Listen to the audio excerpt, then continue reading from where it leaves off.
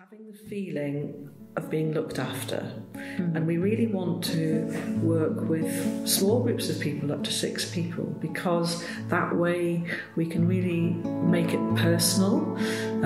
We care very much about the quality of food and drink that we're giving people, and when they arrive they'll be welcomed and we'll have a drink, and then we're going to move into talking a little bit about people's own experiences and saying a little bit about themselves if they want to share things. And then the main activity of the morning, the first activity of the morning, is bread making.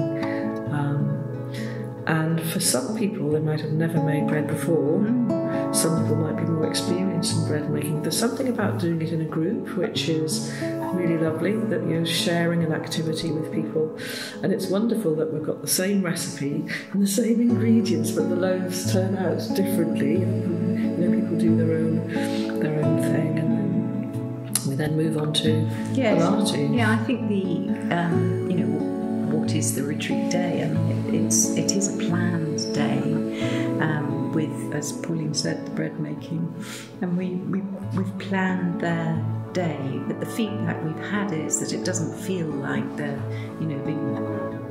people are being pushed from one thing to another. It's a very relaxed, flowing day. So after they arrive, it's relaxing. People get to know each other. Bread making, working to give companionship, sharing, making the food, and then being able to exercise with the Pilates, and then sharing a meal, lunch, healthy lunch, vegetarian soup and fruit and delicious bread made by Pauline. It just all the experience that we've had, it shows that it comes together nicely. And people felt very relaxed, as if it wasn't, they could just step out of their daily activity, their normal daily life, and they came in and just felt that they were being nurtured and looked after in a very caring way.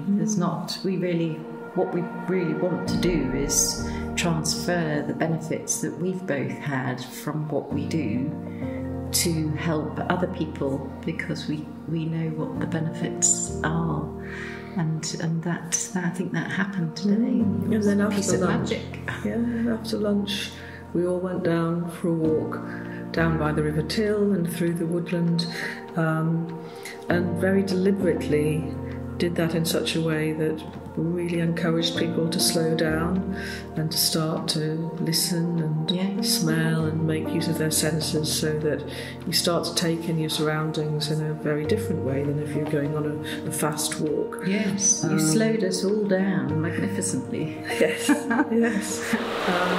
And it's amazing what you do start to notice, and I think I felt that I was in the world of the wildlife. I'd been invited into where all these birds and animals and the swans and the ducks and the crows and the rabbits and the badgers, we were part of their life. But I think that's the thing, it's a reminder that we are part of that, we are part of nature, and we often think of ourselves as somehow separate.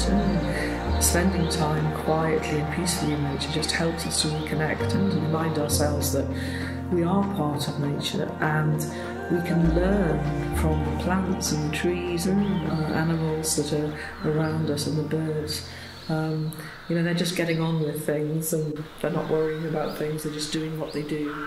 And there's something about being in woodland, we talked about forest bathing, and the benefits of being in that sort of tranquil green space is something that is really, really beneficial for our mental health as well as our physical health. So to give people the experience of that, I think is something that's a really valuable part of the day. Yes.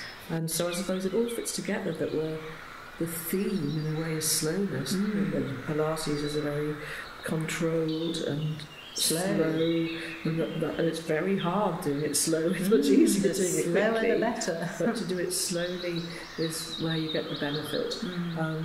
Making bread is quite a slow process, and And you can't rush it. It has to bake as long as it takes. It has to rise as long as it takes. And then walking slowly, you get very, very different benefit than you would from having a quick march.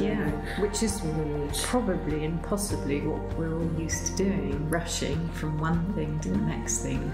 And the feedback that we've had is it's very slow and it flows, and they've had time out, and it makes people take a step back. So I think we don't really realise we're rushing half the time. So if we consciously start to think about it, then that's actually really helpful. And we're hoping that that's something that people will take away from their experience of the retreat day, that they can translate into their everyday lives. Having a little bit of reminder, hang on a second, I can create these little pools of peacefulness. I can create a little bit of space for myself to have some calm, no matter what's going on. And that's something that we can take some responsibility and control over.